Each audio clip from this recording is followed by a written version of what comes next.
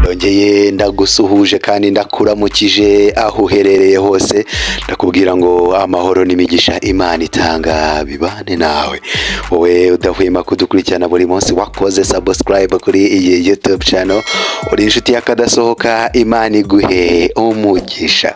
None we ukiri mushyashya wenda n'ubwa mbere udukurikiye, ariko cyangwa se usanzwe udukurikirana ariko ntabwo urakora kuri subscribe button, byukuri nakubwira ko umeze nka wa muntu ukunda kujya gusenga buri munsi ariko udashaka gukizwa, kandi aho kabisa ukore kuri subscribe, ubundi ukore no kuri iyo nzogera ya notification bar kugira ngo ujye ubu wa mbere mu kubona video zacu turekuye, kuko video zacu zirafasha mu buryo bugiye butandukanye.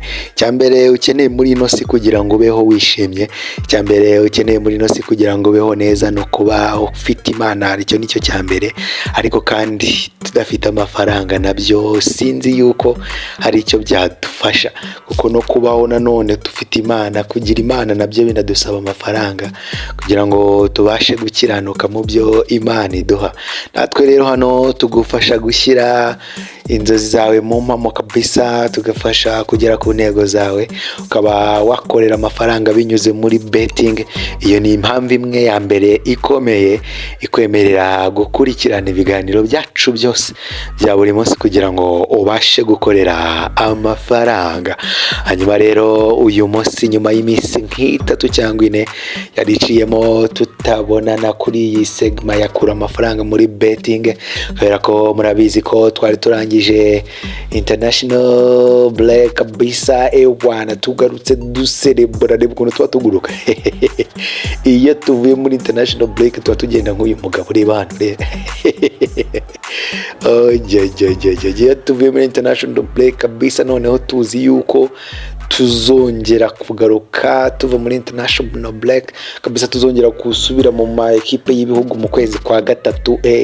Tuvuga ngo dufite amezi 4 yo gukurura za championnat na Champions League kabisa, n'andi maturna atandukanye y'ama club. Tuba tunezerewe cyane kabisa, ama equipe y'ibihugu ibandi Imana yakoze kuyaturinda iteka.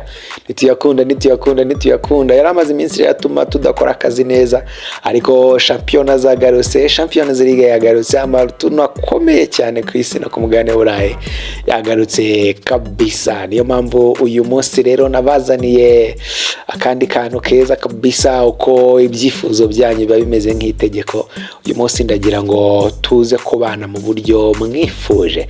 Mbere yuko dutangira mbahereza ipara, ariko ndakwibutsa yuko izi tike ubona, aya mapari ubona kabisa, n'ay'abantu twita aba VIP bahuriye muri icyo twita groupe ya VIP, nawe wayijoininga, kuko ibyiza nk'ibi ngibi babibona buri munsi. Bihamya ngibi abayirimo bakobera abatanga buhamya kabisa.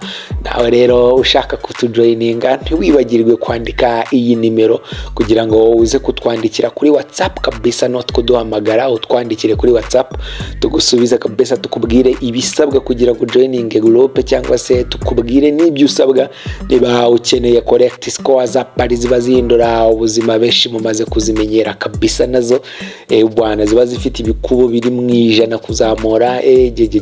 Twandikire kuri no nimero tukubwire igisabwa kuri buri cyifuzo cyawe cyose, maze umonde dukorane.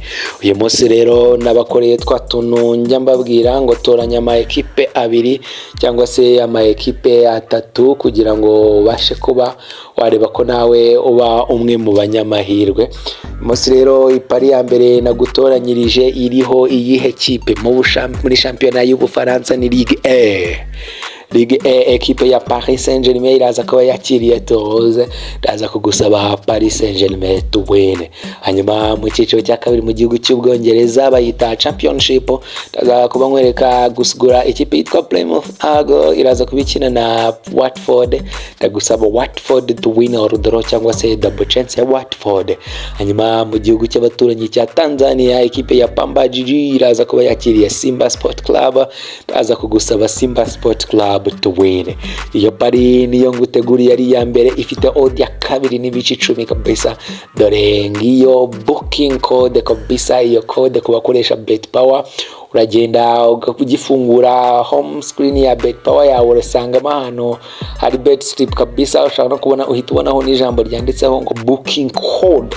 Uragenda ukahakanda ukandikamo iyo code neza gutyo yanditse, ubundi ugasacinga ipari ihitiza. Ariko mbere yuko ushyiramo iyo code, banza umenye neza yuko muri table yawe nta yandi ma equipe wari urimo ugerageza kugura, kuko nushyiramo iyo code harimo n'andi ma equipe yari arimo, biraza byivange, maze ubundi abenshi bahita bagura ibyo tutabahaye kabisa. Dore iyo rero booking code, hanyuma kuba dakoresha bet power, nababwiye ngize ikipe ni Paris Saint-Germain mu gihugu cy'Ubufaransa, ni Watford mu cyiciro cya kabiri mu Bwongereza, ndetse na Simba muri Tanzania.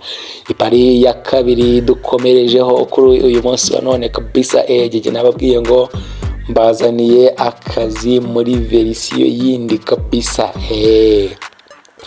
Muraza kuba muryoherwa cyane mezame. Ikipe ya Paderborn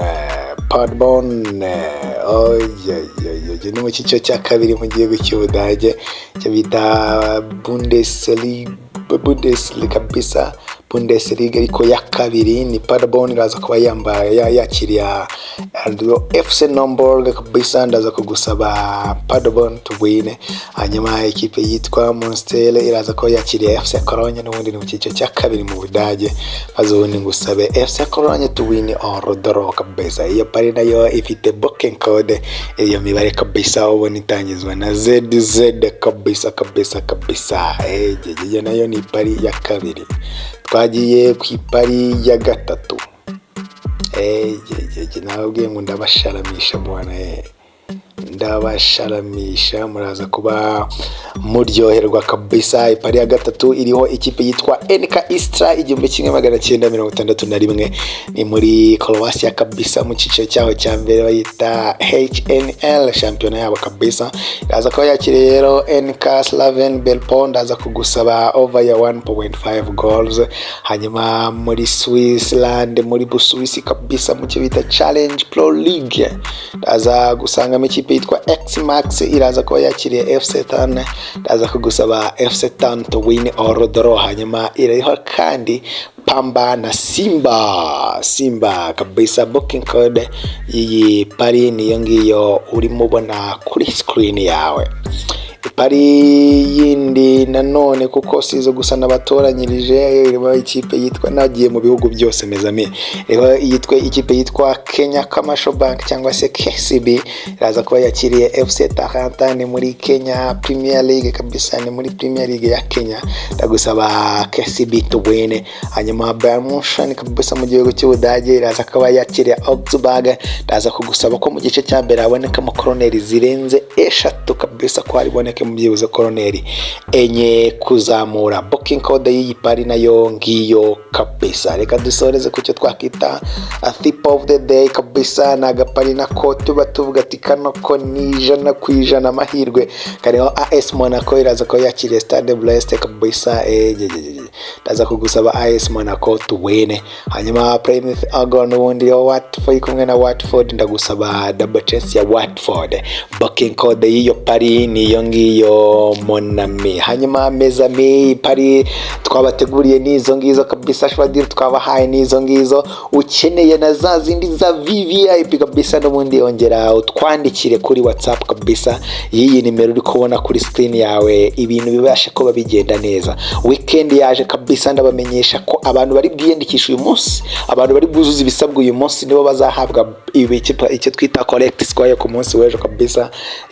Ni pariza ikaguhindurira ubuzima. Twandikira hakiri kare rero, tuhita tugusubiza, tukubwira ibisabwa ubyuzuze, n'utabishoboye ubyihorere, ubitegure nyine uzakora ubutaha. Ariko ndabamenyesha ko periyo kwa gatandatu ya collect score izaba igomba guhindura ubuzima bw'abantu benshi cyane mezame ndabakunda cyane rero, Imana ibarinde, mwibuke gukora subscribe kandi ndabinginze mwibuke kureba ibiganiro byacu byose, nimukarobanure nyaboneka, nimukarobanure kuko nimuduca intege tukabona nyine ntacyo natwe tgukorera. Ewana umunsi umwe muzasanga twafunze imiryango kandi muzaba mubihomberamo. Rero ntimwibagirwe, niba utararebye izindi video twarekuye muri kino cyumweru, jya urebe udebwire muri comment kabisa, ukore shares kabisa, maze ubundi ibintu bibe bigenda neza cyane. Imana ibarinde, mugire intangiriro za weekend nziza, ndabakunda cyane. Ciao ciao.